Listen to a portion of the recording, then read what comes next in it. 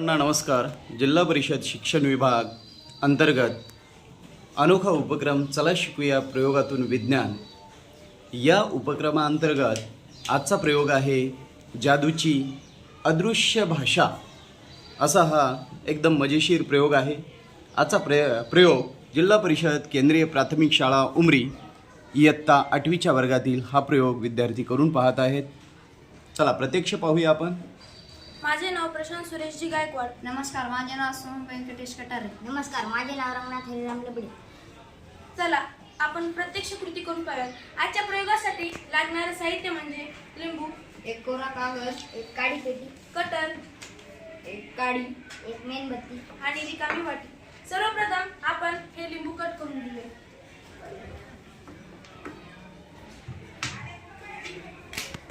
आणि हे कापलेले कट केलेल्या लिंबूचा रस आपण या वाटीत टाकूया.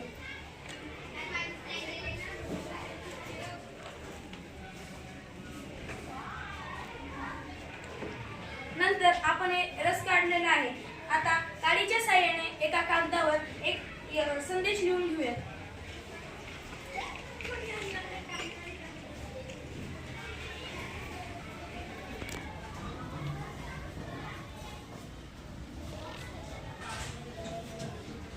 आपण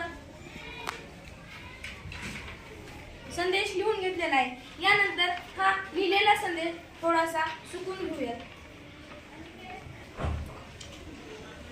हा सुकेपर्यंत आपण एक मेणबत्ती पेटून घेऊया.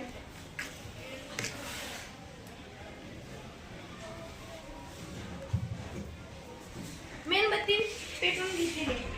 आता आपण पाहू शकता लिंबाच्या रसाने आपण या कागदावर एक संदेश लिहिलेला आहे. आपल्याला हा दिसत नाही, पण आपण या मेणबत्ती जवळ नेऊन पाहूयात काय होतं.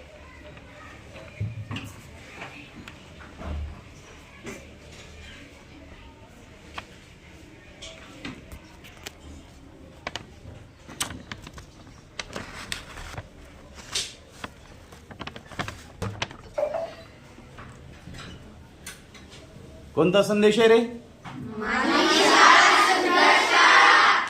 दिसलं का स्पष्टपणे? माझी शाळा हा. तर आपण पाहू शकता या कागदावर लिहिलेला संदेश आपल्याला ठळक दिसू शकतो, कारण की या लिंबामध्ये सायट्रिक आम्ल असतं. आणि या सायट्रिक आम्लाने आपण जेव्हा कागदावर संदेश लिहिला तेव्हा काहीच दिसत नव्हतं, पण जेव्हा हे सायट्रिक आम्ल उष्णतेच्या संपर्कात आलं तेव्हा या सायट्रिक आम्लाची आणि उष्णतेची रासायनिक अभिक्रिया झाली आणि सायट्रिक आम्ल कलर बदलून आपल्याला या कागदावर ठळक दिसू शकते. तर आजच्या प्रयोगातून आपल्याला 3 प्रश्न पाहूया. लिंबामध्ये कोणते आम्ल असते? उष्णता दिल्यावर अक्षरे का दिसतात? कागदावर नाव लिहिण्यासाठी लिंबाच्या रसाऐवजी आणखी दुसरा कोणता पदार्थ वापरता येईल? धन्यवाद.